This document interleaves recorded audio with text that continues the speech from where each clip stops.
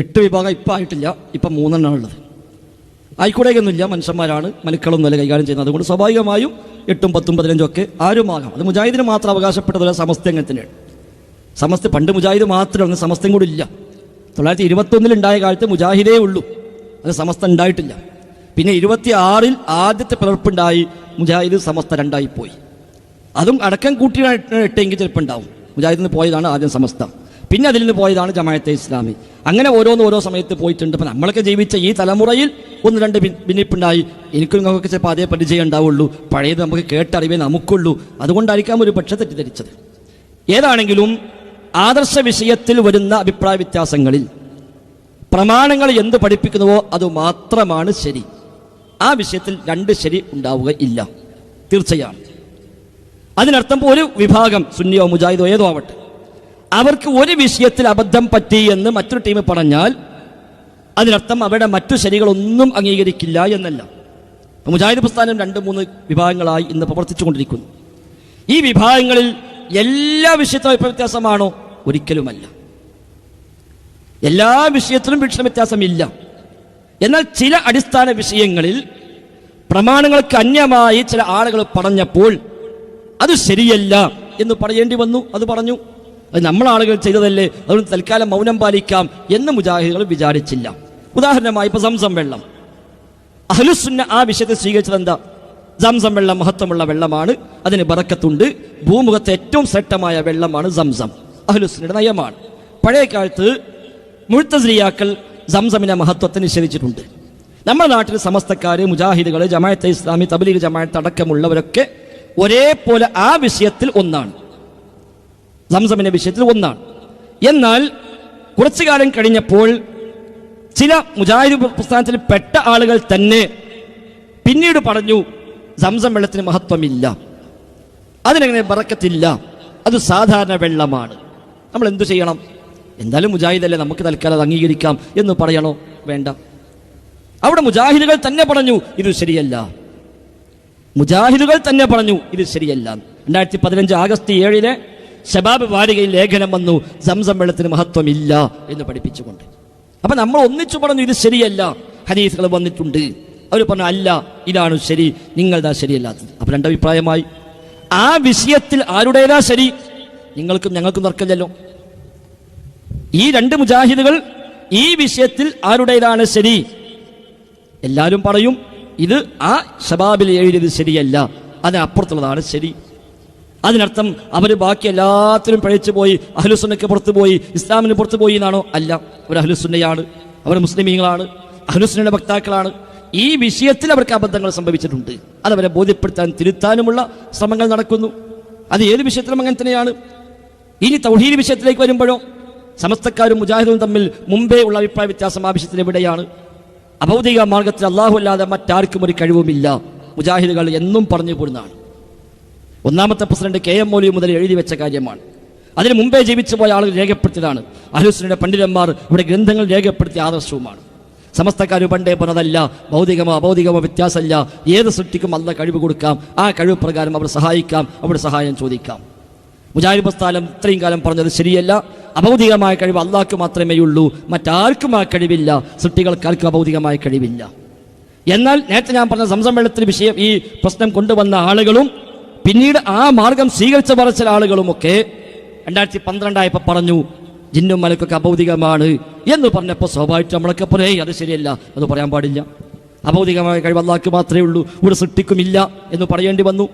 ആ വിഷയത്തിൽ ആരുടേതാ ശരി? അഭൗതികമായി അള്ളാഹ്ക്ക് മാത്രമേ കഴിവുള്ളൂ എന്ന് ആര് പറയുന്നുവോ അവരുടെ ശരിയാണ്. അല്ലാത്തവർക്കും കഴിവുണ്ടെന്ന് ആര് പറയുന്നുവോ അത് ശരിയല്ല. അതിനർത്ഥം അവരെ ബാക്കി എല്ലാത്തിനും പഴിച്ചു എന്നാണോ? അല്ല. ഇനി സമസ്തയും മുജാഹിദും തമ്മിൽ അഭിപ്രായ വ്യത്യാസമുണ്ട്. എത്ര വിഷയങ്ങളിൽ? ഒരുപാട് വിഷയത്തിലുണ്ട്. എന്നാൽ അഭിപ്രായ വ്യത്യാസം ഇല്ലാത്ത വിഷയമല്ലേ? നിസ്കാരം എത്ര വക്താണ്? നിങ്ങളും പറയും 5, ഞങ്ങളും പറയും 5, ചേകന്നൂർ പറയും 3. അവിടെ ചേകന്നൂർ പഴച്ചു, നമ്മൾ 2 കൂട്ടരും അതിൽ ശരിയിലാണ്. റമദാൻ മാസം നോമ്പെടുക്കണം, 1 മാസം ഫുള്ളായിട്ട് നിങ്ങളും ഞങ്ങളും പറയും, നമ്മൾ 2 കൂട്ടരും അതിൽ ഒരു ശരീരമാണ്. ചേകന്നൂർ പറഞ്ഞു 3 ദിവസം നോറ്റാൽ മതി, അയാൾക്ക് പഴച്ചു ആ വിഷയത്തിൽ. എന്നാൽ അതിനർത്ഥം സമസ്തയുടെ ബാക്കിയൊക്കെ മുജാഹിദും സമസ്തയും തർക്കമില്ല എന്നാണോ? അല്ല. ധാരാളം വിഷയത്തിൽ തർക്കമുണ്ട്. പിൽക്കാലത്ത് കടന്നു വന്ന നേരത്തെ പ്രതിപാദിച്ച ഒരുപാട് വിഷയങ്ങൾ, മാലയും മൗലിദും റാത്തീബും കുത്തുബിയത്തും ഹദ്ദാദും അടക്കമുള്ള പിൽക്കാലത്ത് വന്ന കാര്യങ്ങൾ അവയിൽ ഷിർക്കായതുണ്ട്, ബിദഅത്തായതുണ്ട്, ഖുറാഫാത്തായതുണ്ട്, കുഫ്രിയത്തായതുണ്ട്, ഹറാമായതുണ്ട്. എന്നാൽ സ്ഥിരപ്പെട്ട പ്രമാണങ്ങൾ ഉള്ളതും സമസ്തക്കാർ ചെയ്യുന്നുണ്ട്. അപ്പൊ അതുകൊണ്ട് തന്നെ ഇതിൽ ആരുടെ ശരി വെച്ചാൽ ഒരു വിഭാഗം മാത്രമേ ശരി, ബാക്കിയെല്ലാം തെറ്റിയെന്നതല്ല. ഇത് ശരി എങ്ങനെ വേർതിരിച്ചറിയാം? റസൂലുള്ളാഹി സ്വല്ലല്ലാഹു അലൈഹി വസല്ലം തങ്ങൾ അന്ന് പറഞ്ഞൊരു ഐഡന്റിറ്റി ഉണ്ട്, മാനദണ്ഡമുണ്ട്. മാ അന അലൈഹി വ അസ്ഹാബി, അല്ലെങ്കിൽ മാ അന അലൈഹിൽ യൗമ വ അസ്ഹാബി, ഞാനും എൻ്റെ സ്വഹാബിമാരും ഏതൊരു മാർഗമാണോ സ്വീകരിച്ചത് ആ മാർഗം സ്വീകരിക്കുന്നവർ. ഇതെടുത്ത് പരിശോധിച്ചാൽ മുജാഹിദിന് 10 ഗ്രൂപ്പായാലും സുന്നി 15 ഗ്രൂപ്പായാലും മുസ്ലിമീങ്ങൾ മൊത്തം 73 ഗ്രൂപ്പാകുമ്പോഴും നമ്മളെ സംബന്ധിച്ച് ബേജാറൊന്നുമില്ല. ഏത് വിഷയത്തിലും മാ അന അലൈഹിൽ യൗമ വ അസ്ഹാബി, ഞാനും എൻ്റെ സ്വഹാബത്തും ഏതു മാർഗത്തിലാണോ ആ മാർഗം സ്വീകരിക്കുന്നവർ. അപ്പം നബിയും സ്വഹാബത്തും അള്ളാഹിനോടെ തേടിയുള്ളൂ, നമുക്ക് ആ മാർഗം സ്വീകരിക്കാം. നബിയും സ്വഹാബത്തും ഒരു ജാറത്ത് ഉണ്ടാക്കിയില്ല, നമുക്ക് ആ മാർഗം സ്വീകരിക്കാം. നബിയും സ്വഹാബത്തും ഒരു ദർഗയിൽ പോയി കബറാളിയോട് തേടിയില്ല, നമുക്ക് ആ മാർഗം സ്വീകരിക്കാം. നബിയും സ്വഹാബത്തും അല്ലാഹുവില്ലാത്തവർക്ക് വേണ്ടി നേർച്ച നേർന്നില്ല, നമുക്ക് ആ മാർഗം സ്വീകരിക്കാം. നബിയും സ്വഹാബത്തും ഒരു തുരീഖത്ത് ഉണ്ടാക്കിയില്ല, നമുക്ക് ആ മാർഗം സ്വീകരിക്കാം. നബിയും സ്വഹാബത്തും സംസമിന് മഹത്വമുണ്ടെന്ന് പഠിപ്പിച്ചു, നമുക്ക് ആ മാർഗം സ്വീകരിക്കാം. നബിയും സ്വഹാബത്തും ഹജറുൽ അസ്വദിന് മഹത്വമുണ്ടെന്ന് പഠിപ്പിച്ചു, നമുക്ക് ആ മാർഗം സ്വീകരിക്കാം. ഏത് വിഷയത്തിലും അത്രയേ ഉള്ളൂ. അതിൽ അയാൾ സുന്നി പറഞ്ഞു എന്നതുകൊണ്ട് സ്വീകരിക്കൂല എന്നോ മുജാഹിദ് പറഞ്ഞാൽ ഞാൻ സ്വീകരിക്കൂല എന്നോ ഒന്നും ആവശ്യമില്ല. മാ അന അലൈഹി വ അസ്ഹാബി, ഞാനും എൻ്റെ സ്വഹാബത്തും ഏതു മാർഗത്തിലാണുള്ളത് ആ മാർഗം സ്വീകരിക്കുന്നവർ. അതിൽ ചില വിഷയങ്ങളിൽ മർക്കസുദായ വിഭാഗത്ത് തെറ്റുപറ്റിയിട്ടുണ്ട്, സംശയമൊന്നുമില്ല. ചില വിഷയങ്ങളിൽ സീനിട്ട പ്രസ്ഥാനമായി പ്രവർത്തിക്കുന്ന മുജാഹിദുകൾക്ക് തെറ്റുപറ്റിയിട്ടുണ്ട്, സംശയമൊന്നുമില്ല. ഇനി ഏതെങ്കിലും വിഷയത്തിൽ ഞങ്ങളെ പക്കൽ തെറ്റുണ്ടെന്ന് ആര് കൃത്യമായി ചൂണ്ടിക്കാണിച്ചുവോ തീർച്ചയായും തിരുത്തേണ്ടതാണ്, തൗബ ചെയ്യേണ്ടതാണ്, സംശയമൊന്നുമില്ല. എന്നതുപോലെ തന്നെ സമസ്തക്കാർക്കും പല വിഷയത്തിലും തെറ്റുപറ്റിയിട്ടുണ്ട്. അത് കൃത്യമായി മുൻധാരണകളില്ലാതെ ആത്മാർത്ഥമായി അന്വേഷിക്കുകയും പഠിക്കുകയും തിരുത്തേണ്ടതുണ്ടെങ്കിൽ തിരുത്തുകയുമാണ് നമ്മളെല്ലാവരും ചെയ്യേണ്ടത് എന്നാണ് അഭിഷേകമായി സൂചിപ്പിക്കാനുള്ളത്. അല്ലാഹു അഅലം. ഈ ചോദ്യത്തിൻ്റെ ഉപചോദ്യമാണ്. എനിക്ക് വേറൊരു ചോദ്യം കൂടി ചോദിക്കാനുണ്ട്. ഞാൻ ചോദിച്ചത് മുജാഹിദിൽ ഇപ്പം 3 വിഭാഗമാണ് ഉള്ളതെന്ന് പറഞ്ഞു. മുജാഹിദിൽ നിന്ന് ഒരാൾ മറ്റൊരാളെ കാഫിറാണെന്ന് പറയുന്ന ഒരു അവസ്ഥ വരെ ഉണ്ടായിട്ടുണ്ട്, അങ്ങനെ കേട്ടിട്ടുണ്ട്. അപ്പോൾ ഞാൻ ചോദിച്ചത്, നമുക്കറിയാം ഇവിടെ ഏതാണ് ശരി, ഏതാണ് നേരായ രീതിയിലുള്ളത്, അത് ശരിയാണെന്ന് നമുക്കറിയാം. പക്ഷെ ഈ 3-ൽ നിന്നും ഏതാണ് ശരിയാണ്, എന്താണ് എനിക്കറിയേണ്ടത്? സിറാത്തുൽ മുസ്തഖീം ഏതാണ്? ഞാൻ പറഞ്ഞത് മൂന്ന് വിഭാഗത്തിലും ഒരുപാട് വിഷയങ്ങളിൽ സിറാത്തുൽ മുസ്തഖീമിലാണ് എല്ലാവരും ഉള്ളത്, 3 മുജാഹിദും ഉള്ളത്. മിക്കവാറും വിഷയങ്ങളിൽ സിറാത്തുൽ മുസ്തഖീമിലാണ് 3 മുജാഹിദും ഉള്ളത്. എന്നാൽ ചില പോയിന്റുകളിൽ സിറാത്തുൽ മുസ്തഖീമിൽ തെറ്റിയിട്ടുണ്ട്, ചില പോയിന്റുകളിൽ സിറാത്തുൽ മുസ്തഖീമിൽ തെറ്റിയിട്ടുണ്ട്. അതിനാണ് ഞാൻ 2 ഉദാഹരണം പറഞ്ഞത്. 1 സംസം വെള്ളം, 2 അഭൗതിക വിഷയം. ആ 2 പോയിന്റിൽ ചില ആളുകൾ സിറാത്തുൽ മുസ്തഖീമിൽ തെറ്റി, ബാക്കി മുഴുവത്തിലും സിറാത്തുൽ മുസ്തഖീമിലാണ്.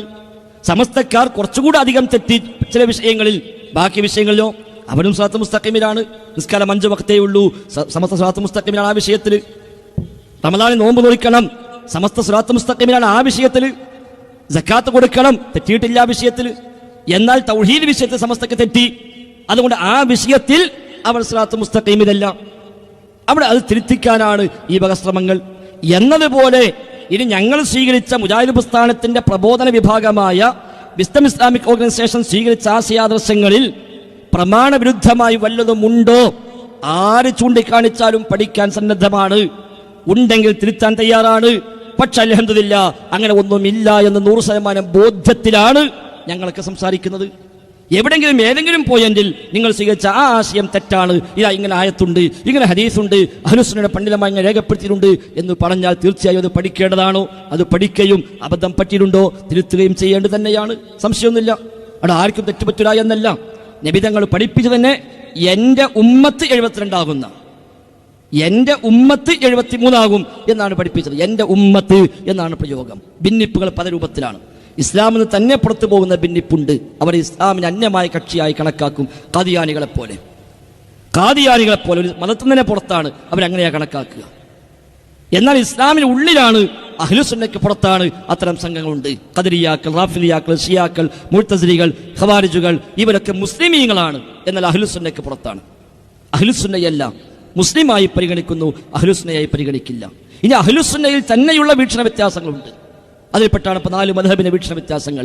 ആ വിഷയത്തിൽ അവർ അഹ്ലുസുന്നയ്ക്ക് പുറത്താണെന്ന് പറയില്ല. അതിൽ അഹ്ലുസുന്നയുടെ ഉള്ളിലാണ്.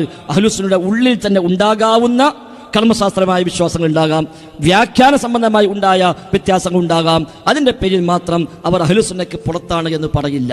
അതാണ് അഹ്ലുസുന്നയുടെ നയം. അതുകൊണ്ട് ഈ അഭിപ്രായ വ്യത്യാസങ്ങൾ അഹ്ലുസുന്നയുടെ ഉള്ളിൽപ്പെട്ട ആളുകൾ തമ്മിലുണ്ടായ വീക്ഷണ വ്യത്യാസങ്ങളാണ്.